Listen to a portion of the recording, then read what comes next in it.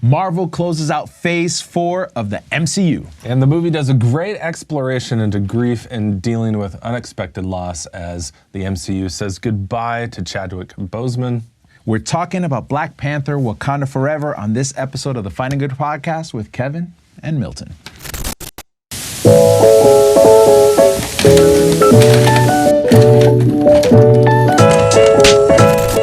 All right, well, welcome back to the Finding Good podcast. So, Milton, we have been able to see a lot of great movies, but today we're talking about the final movie in Phase 4 of the MCU. Phase 4. Have we been doing this long? 4 phases of these movies? I know. Yeah, it's great. I love it. I'm a comic book nerd. I love these movies. They're not all great. We'll be honest. They're not all great. But this one we really enjoyed. This one was great. Yeah. I think after the debacle of what was Thor this summer, this one saved the MCU and told me that they can still knock it out of the park. You're still holding it against Natalie Portman, aren't you? Yeah, she's horrible. Anyway, we haven't introduced ourselves. This is Kevin. I'm Milton. We are doing a podcast where we dive a little bit deeper into some of the movies that we love. And I would love you to share this podcast with others who are into film, wanting to go a little bit deeper. We're a new podcast, but we're trying to grow our audience and just share some of these crazy thoughts we have. Yeah. And that's what we're doing today with Wakanda Forever. So you like this movie? I did. Yeah, I did. Was it on the same level of the original Black Panther? Not exactly. It was good, though. It was good. It was just one tick below for me. Great characters, great villain. By the way, spoiler alert, just want to let you know. Oh, yeah. If you haven't seen it yet. We'll talk about the whole movie. Yeah, the whole thing. So yeah, it's been good. I think the journey of Shuri in this film, what she becomes, for so long we were like, who is the new Black Panther? Right. Who is the new Black Panther? And then, trailer after trailer after trailer, and there's little hints here and there, and then we finally saw it was going to be female. It's like, okay, so there's 3 options, maybe 4, I guess. Right. And then we finally figure out it's Shuri. Shuri is the new Black Panther, and I think we were all happy about that choice. Well, awesome moment. I mean, she's one of the funniest characters in the movie, because she's got a little bit of attitude, but her character really had to go on a journey. And we're going to talk about that journey here in a little bit. But wait. There was another journey in this movie that had nothing to do with the movie itself. We have a third person who's part of this podcast. Okay. Right? Yes. Our producer Grady. You're right. Yeah. And people only know him by us mentioning him. Right. And I'm waiting for the day where Grady's face will show up on this podcast, or his voice, or where our audience will know who Grady is. But Grady, this is the first movie that Grady actually came with us. That's right. To the theater. That's right, yeah. So that's a momentous occasion for the Finding Good podcast. It was awesome. And it was a good time. I leaned over to him and I'm like, get ready. You're going to enjoy watching a movie with Milton. We'll just watch. It was a lot of fun. Yeah, that was good. Yeah. So, this movie had a big just elephant in the room, obviously. They had to deal with the death of Chadwick. And for a movie series like this to lose its lead character, you always are interested to see how are they going to do this. Yeah.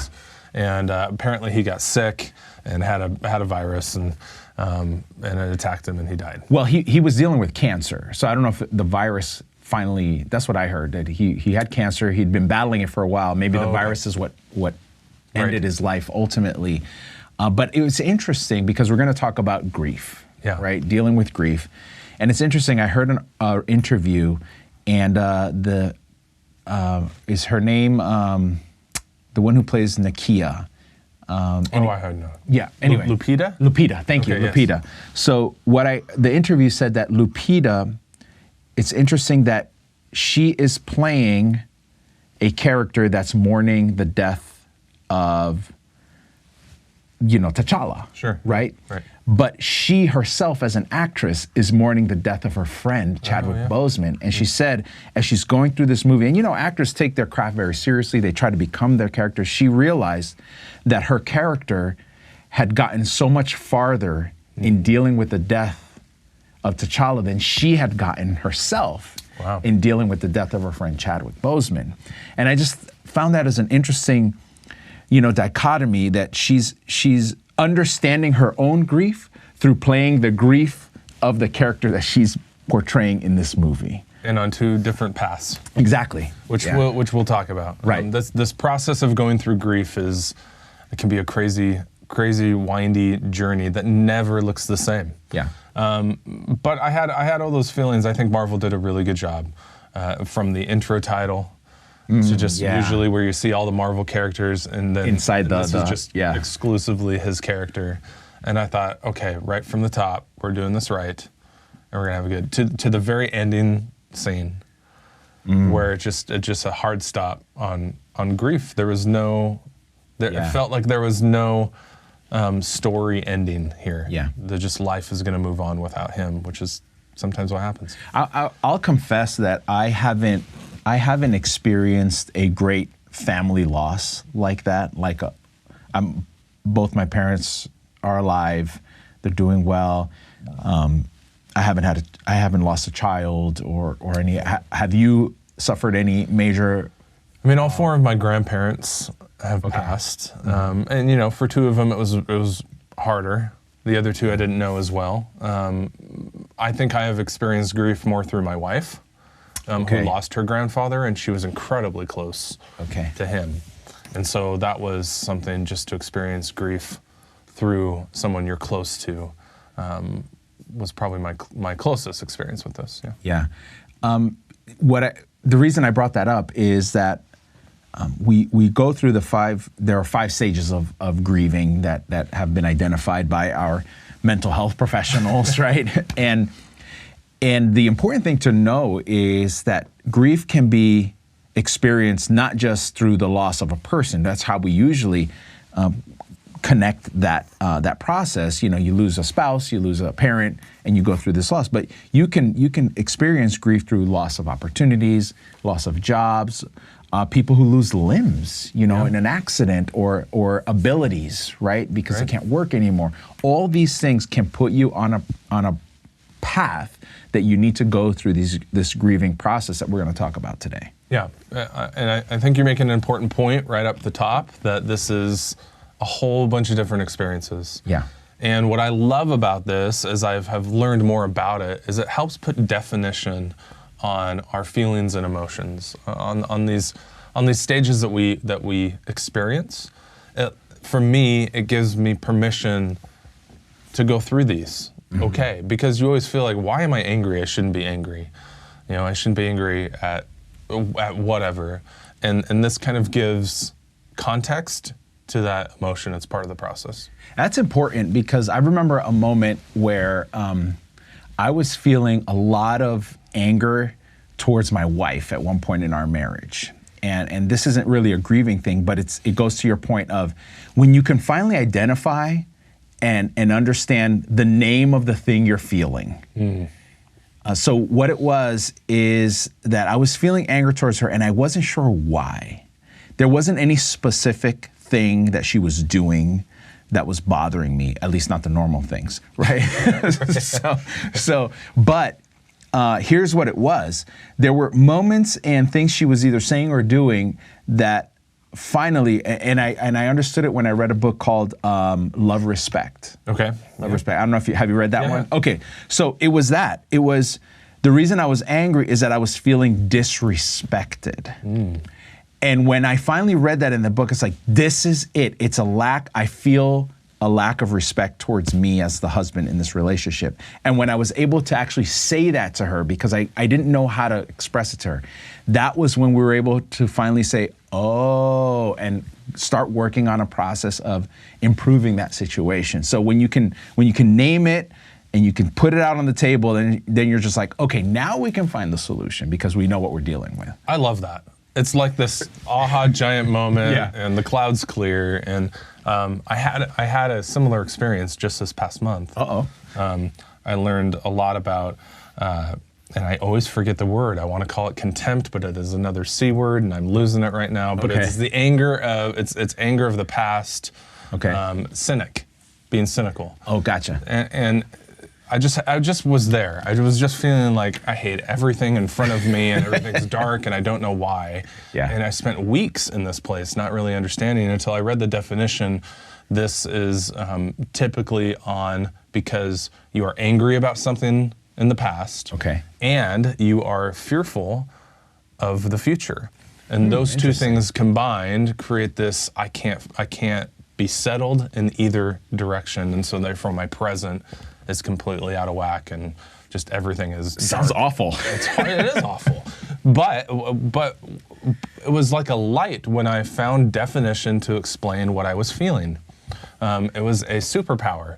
It was like, okay, well now I know what's going on and how to get out of it. You're the Black Panther of mental health. That's awesome. There you go.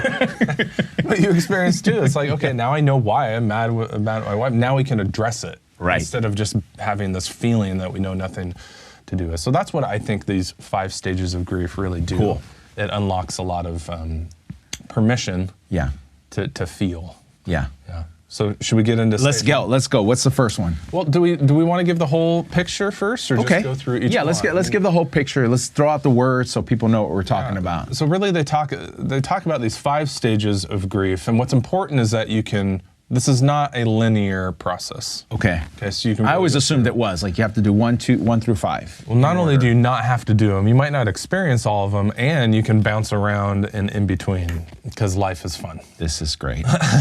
Me being the step-by-step guy, this is the worst conversation ever because I want to go from 1, I want to know when I get to 2, and so on and so forth. So you're telling me I'm going to bounce around all these things? Yeah. That sounds awful. Sorry. It is awful. Stage 1 is really denial. Stage 2 is anger. Bargaining comes into play. Depression sets in.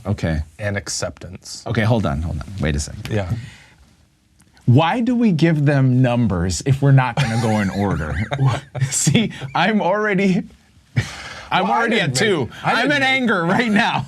Like, don't give them numbers. Just say you're going to experience these 5 things in no particular order. Don't give them numbers. That's ridiculous. Now you're making me think I'm going to get angry because I'm not denying. And you're bargaining now to say, let's call them something different.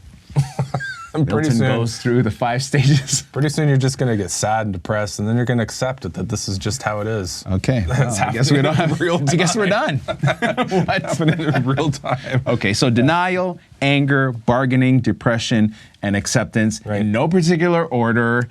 These are the 5. Yeah, no particular order sometimes. Okay, sometimes. Okay, good. I'm glad you know about this because I know I'm going to need some help. So first stage is denial. Yeah. This is kind of where a lot of people see. Why do you call it first stage? Okay. It's just a stage. If you're saying it's not going to go. Okay, sorry. I'll get off my soapbox. Well, let's just talk. One of the stages is denial. Okay. Okay. Now this is usually where a lot of coping happens. So you're not acknowledging the reality. You're running from things. You're saying I'm fine. You're not. You don't want to address the reality in front of you, and so you make up something else, or you deny that it's actually happening. Okay, so like, I'm a pastor, so I think biblically a lot. So there's a story in the Bible. Jesus has his disciples, and Peter is one of his disciples, one of his main dudes. He had 3 main dudes. Peter was one of them. And when Jesus gets arrested, I would think in Peter's mind, he's like, wait a second, that's not what's supposed to happen. This is our Savior. He's supposed to give us this great military victory against our oppressors. He doesn't. He's arrested. It looks like he's going to die. So his denial is when they come to him and they say like, hey, you're one of his followers, and he denies him. He's like, no, I'm not. So it's him coping with, I just lost my guy, and it's not what I thought it was going to be. So now he just has to make up another story. No, I'm not with him. Yeah. Even though he was. I don't want to deal with it. I don't want anything to do with this. I'm not part of the story. Oof. Yeah. You see it in the movie, which we're going to reference Shuri's journey a lot. Yeah. As we go through these stages, Shuri is very much diving into her work, and she was just like, "Don't talk to me. I don't want to have a conversation about my brother. I don't want to talk to you about him, Mom. I'm just here." And you saw her that big defense comes popping up, and I'm not going to cry, and I'm strong, and life is moving on. That is, you're not dealing with it.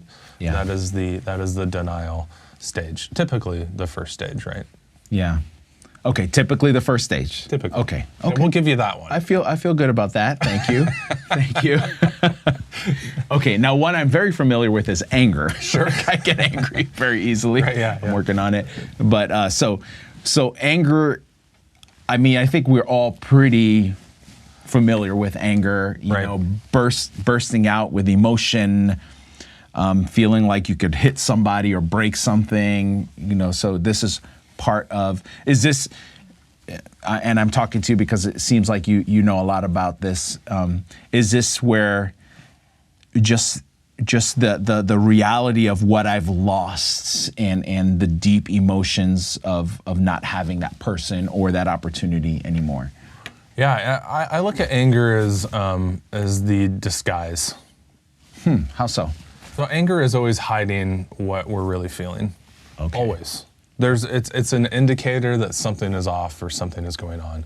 For example, in your example, when you were angry with your wife, you weren't really angry with your wife. You were feeling disrespected. Right. Because you weren't addressing the disrespect, you had to just be angry. That was your emote. That was what came out. And anger is a cover. And with any kind of loss, usually loss is not something that we just offer up. Like, I'm gonna participate in loss this morning. Right. Loss is always taken from us. Yeah. And it is always something that we have held on to or wanted or loved, has provided maybe safety or security or love, and it's taken from us. And that creates a lot of anger. That can come out like anger at God. Right. Yeah, for sure. And we hear a lot in church, it's okay to be angry at God. And as a pastor, I would assume. Absolutely. I agree with that. Yeah. God can take our anger. But God wants to move us away from that. Yeah. And through it. Right. And ultimately provide answers to that anger. Yeah. So it's interesting what you said, because I agree with you, which means that anger is actually a necessary emotion. We have to have anger because it triggers us to go deeper and to understand why we're feeling angry. Right. So it's interesting because the Bible actually tells us, it doesn't tell us that anger is wrong. Right. Yeah. It doesn't tell us that anger is wrong. It tells us that don't let anger be the controlling force in your life. So I think what God's basically created in us is this ability to be angry to help us understand what truly is going down deep inside of us that the Spirit is probably helping us to try to understand. So whenever you are angry, instead of letting that anger take control over you, get some time, set yourself aside and say, like, why am I so angry? What's going on here? And reflect and try to discover that. I know when I've done that, I've discovered some deeply, sometimes disturbing things about myself, which now I go to God and I say, hey, God, something's gotta change here. Yeah. But anger is also a place of protection, I think, for us. Like if we're angry at something, it's projecting a feeling away from us. Yeah. And at its core, it's keeping whatever we need to process and whatever we need to face away. Like there is no person that's going to go help you out if you're lashing out at them and you're angry. That's true. That's true. And in a way, that might be okay because facing it might be incredibly hard. The challenge is how do you see that in the midst of your anger? It's incredibly hard. It takes constant awareness and people around you that can love you through that. Well, think about the movie. So T'Challa dies, right? And the Queen now takes over. And at the end of the original Black Panther movie, T'Challa's wish was that Wakanda would work with the world and try to make the world a better place. Now the Queen, who's angry that her son has died, she's keeping the world at an arm's length, saying, we're not gonna work with you. And that one scene where she's just saying to the world, like, you come for our vibranium, see what happens. See what happens. And then she walks out after putting the French lady in her place, right? It was such a great scene. Drop at the UN. Yeah, so you're right. Like that anger is, it almost feels like you allow your anger to be the reason why you push things away, and to feel okay with it. Like, I'm angry, so too bad. Right. Like, deal with it. Well, sometimes anger feels good. Not sometimes, always. Anger's awesome. Well, I think there's a lot of brain science behind that too. It's firing off the same dopamine hits that some of the other pleasures actually fire. So anger is actually can be a comfort. Nice. But it's actually destructive. Right. But I like how you frame it. It's a useful tool to continue figuring out what is going on in my world and what do I need to move from. Yeah.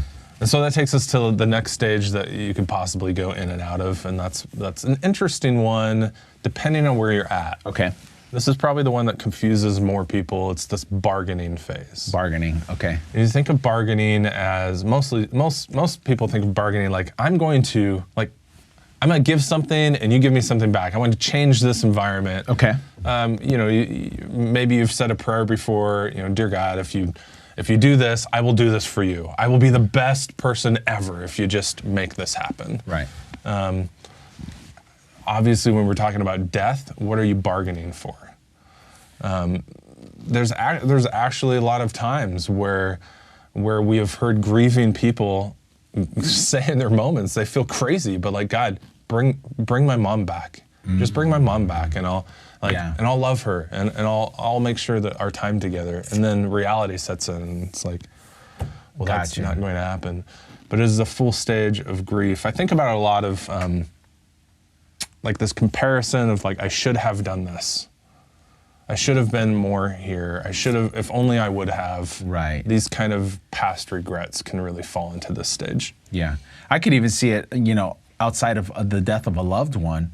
Say you did like lose your job, right? And then the bargaining could be like, okay, the next job you give me, I'm gonna work harder, or I'm gonna be better, or I'm gonna learn more skills, or whatever it might be. Or this relationship that I lost, because you could lose people who would just turn their back on you. Oh, if you bring that person back into my life, I'll do this. I can imagine in marriage this happens a lot. Sure. Like I messed up, I'm sorry, I'll do better next time. Yeah.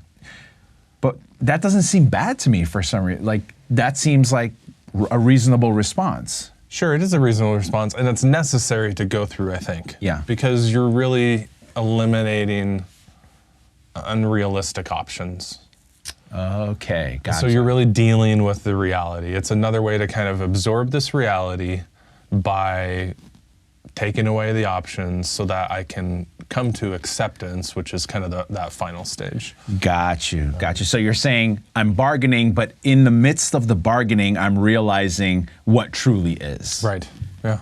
That this bargain that I'm trying to come to is not really going to happen, and let me just accept what the truth of my existence is at this moment. Sure. I mean, I think I'm getting it. You saw Jesus do this during his death. That's true. Yeah. He was facing his imminent death. Yeah. And he bargained with his heavenly Father. God, I don't want to do this. This isn't something I want. Please take this from me. This is bargaining. We're heading towards this really awful moment, and I need to find a way out of it. I will do anything, and I don't want this. So I think it's something that really is applicable to many situations. I've never thought of that moment as a bargaining, but it definitely was. And the interesting part is that Jesus moved forward knowing that truly there was no other option. And maybe that's what bargaining is. It's like, it's giving myself permission to feed that part of myself that doesn't want to go there, but helps me realize that I have to go there anyway. Right, yeah. Have you ever moved forward with like a checklist of a bunch of things that you need to do? So and you just leave many them open times and then move forward? It drives you insane. So, okay, well, that's not a possibility. That bucket list item is not going to happen. Right. Move forward through the process. That's good. A big one is depression. And I think our society knows this one really well. I know I personally have lived here for a long time. Complete lack of hope. It can be incredibly toxic thinking. And this is where I feel a lot of people get stuck in this process. Okay. Just sadness and depression and just overall cloud.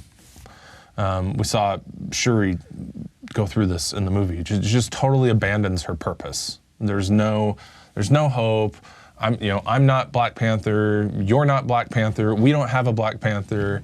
It's just burn everything down. Yeah. We're done. Yeah, depression. I've mostly lived a very positive mental, existence, and lately, just in dealing with some personal stuff, some financial stuff lately with my family, I've started to feel like, wow, like I'm starting to feel this loss, and I'm starting to feel bad about it, to the point where almost, and I wonder if this is where people who deal with suicidal ideation get to the point where, not that I was there, but like just a resignation, like this is just gonna stink, Yep. And I don't know if there's any solution other than here we go, and whatever happens, we're gonna go through it, and we'll do the best we can. Yeah, it's a scary place to be, which is why I think the phrase is overused, but it's so powerful. Like it gets better. Mm-hmm. And I think, again, if you know that this is a natural part of the grieving process, that you're going to be sad, and this process doesn't have a timeline.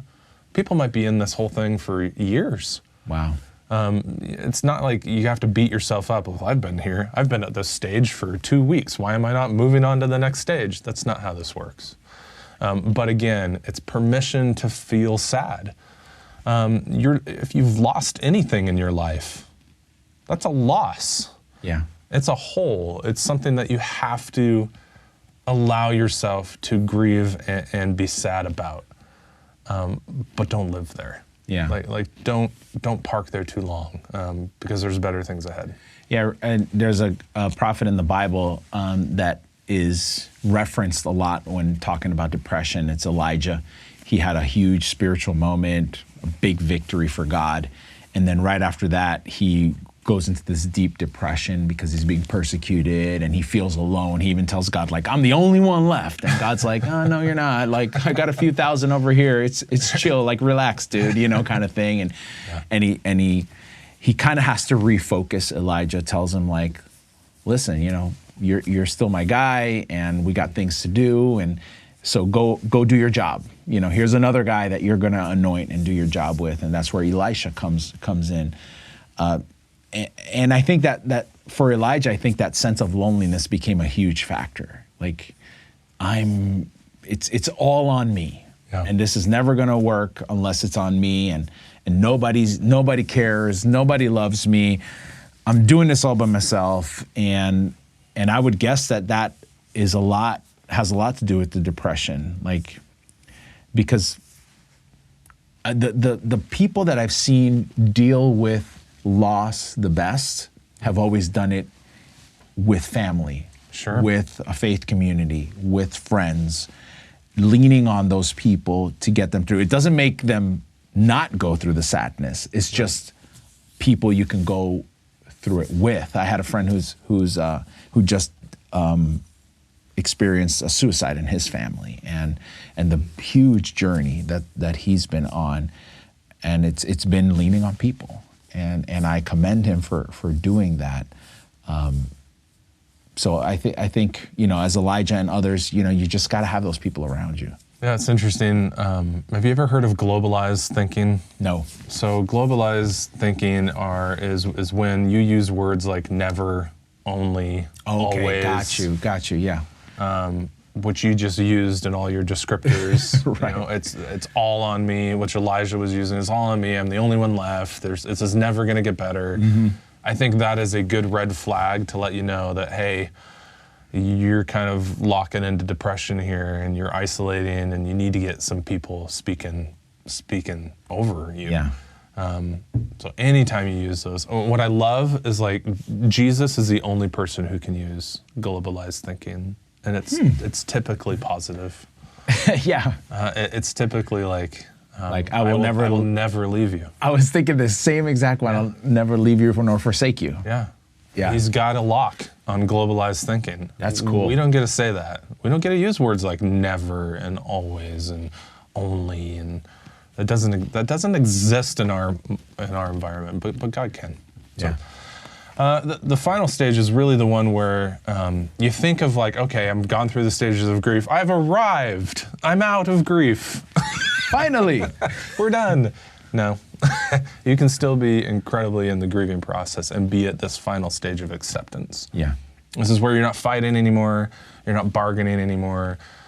You're out of the depths of the depression and the sadness. You're not denying reality. You're accepting it. This is now part of my journey. I view it as a weighty exhale. Okay. Like, and it's still with me. Yeah. You know, I think we talked about this before in another conversation, how experiences are part of us.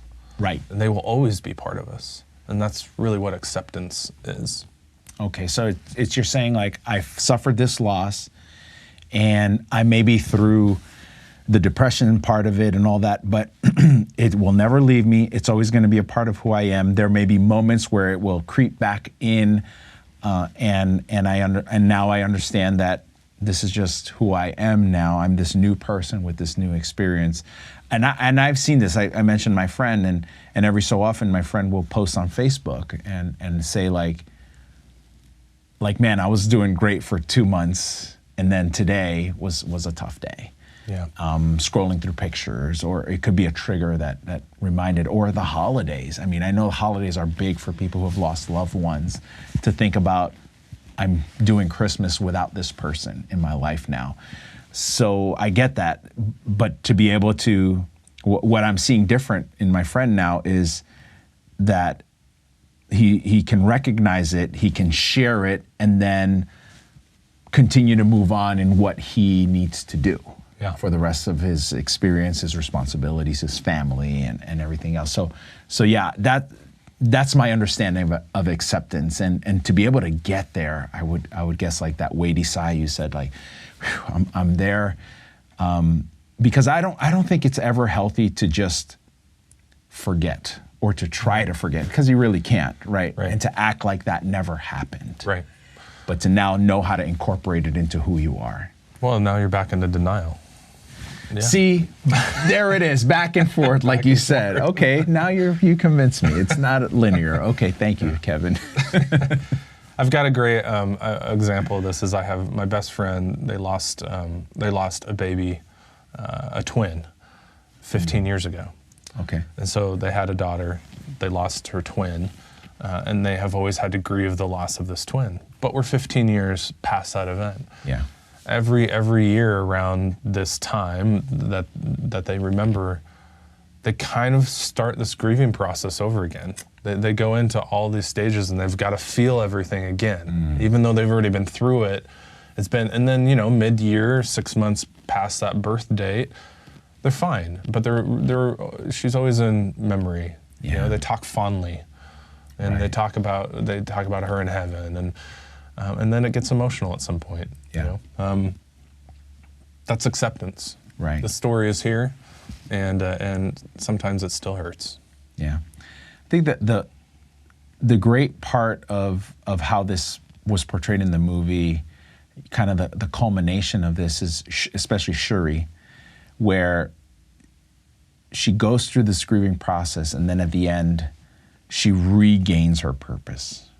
And she realizes, like, yes, my brother has passed, the man that I loved, that I looked up to, that I fought next to, but his end is not my end, and I can continue.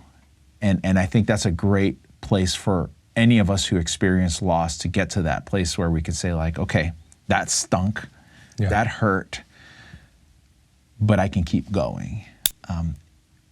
And what I want to be careful is to not say, like, there's a defined, painted picture of how that should go. But in the end, that's where we all want to get to at some point. And we just need to support each other through that, to say, like, okay, you're grieving, you're going through your thing, and at some point you're going to get to the place where you can say, like, okay, it's not, my life isn't over, and I can keep going. Well, that's a great end. Yeah. Unfortunately, we're over. Oh, but we're going to keep going with more episodes of the podcast. So we want to make sure that you like and subscribe. We love having these conversations. Would love to hear where you're at maybe.